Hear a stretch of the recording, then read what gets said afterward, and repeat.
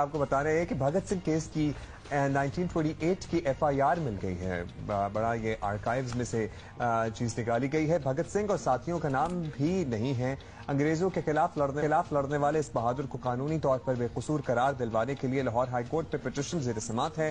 Lahore police نے مقامی عدالت میں وہ FIR پیش کر دی ہے جس میں 1928 میں ایک انگریز افسر کے قتل پر یہ FIR درج کی گئی تھی اور اسی مقدمے میں تحریک آزادی کے ہیرو بھگت سنگھ اور ان کے ساتھیوں کو سزائے موت دی گئی تھی. FIR Bhagat Singh memorial foundation کی درخواست پر جاری کیے گئے عدالتی حکم پر پیش کی گئی ہے. اور آپ کو بتائیں کہ FIR کیسی تھی. اردو میں لکھی گئی FIR 2 نامعلوم حملہ آوروں سے متعلق ہے جس میں ایک پولیس اہلکار مدعی ہے اور FIR 17 دسمبر 1928 کو شام 7 بجے لاہور کے تھانہ انارکلی میں درج کی گئی اور FIR میں بھگت سنگھ راج گرو یا سکھ دیو کیا نام ہے سکھ دیو نامزد ملزمان نہیں، یعنی ان کا سکھ دیو ان کا نام ہی بیچ میں نہیں ہے. بھگت سنگھ میموریل فاؤنڈیشن نے لاہور ہائی کورٹ سے استدعا کی ہے کہ بھگت سنگھ اور ان کے دوستوں کو بے گناہ قرار دیا جائے. بہت بڑی بات ہے ویسے یہ. بھگت سنگھ فاؤنڈیشن امتیاز رشید ہمارے ساتھ موجود ہیں، ان سے بات کرتے ہیں اس سلسلے میں مزید. بہت شکریہ امتیاز صاحب. امتیاز صاحب، آپ کو بھگت سنگھ کی FIR نکلوانے کا خیال ویسے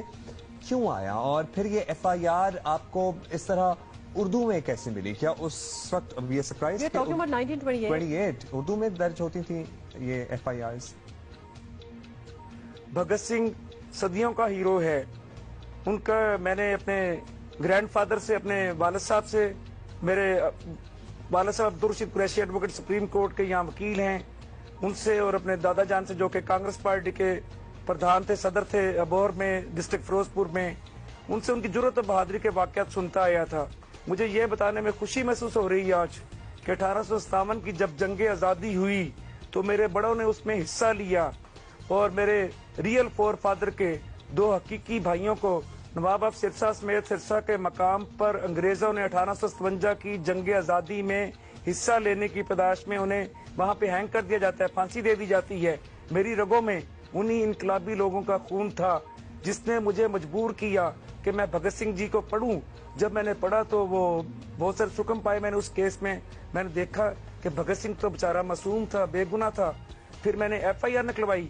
FIR جب نکلوائی تو دیکھا، ریڈ کیا، جو 17 دسمبر 1928 کو تھانہ انارکلی میں جان پی سانڈرس کے قتل کی FIR درج ہوتی ہے، اس میں کہیں بھی بھگت سنگھ کا نام.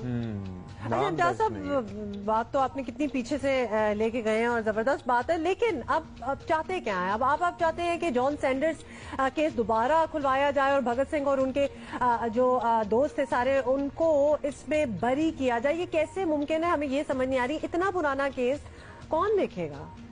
میں نے 13 میں لاہور ہائی کورٹ کا دروازہ کھٹکھٹایا.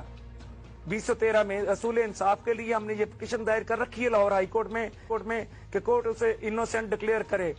تو وہ ہماری درخواست جو کہ ریٹ پٹیشن تھی وہ باقاعدہ طور پہ ایڈمٹ ہوئی ہے، نوٹس ہوا. اس میں سنگل بینچ نے یہ سنی. مسٹر جسٹس شجاعت علی خان صاحب نے ہمارے کیس سے، ہماری دلیلوں سے اتفاق کیا اس کیس میں، اور یہ پھر chief justice Lahore high court کو ریفر کر دیا جاتا ہے. کانسٹیٹیوشن لارجر بینچ سنے گا اس کو، بڑا بینچ سنے گا.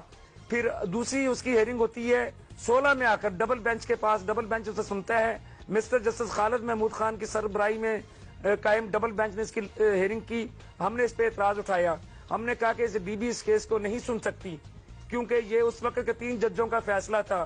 اس کے لیے 5 اینڈ مور ججز اس کیس کو سنیں، تبھی انصاف کے تقاضے پورے ہو سکتے ہیں.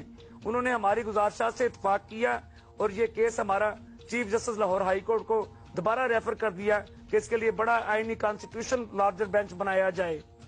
ہیرو ہوتے ہیں، اس کا کسی بھی مذہب اور دھرم سے تعلق کیوں نہ ہو. تو ہم نے یہ کیس ثابت کر کے ورلڈ لیول پہ ایک میسج بھی دیا ہے کہ مسلمان متعصب اور تنگ دل کے ہیرو کے رول کا احترام کرتے ہیں. امتیاز صاحب بہت شکریہ. امتیاز رشید ہمارے ساتھ موجود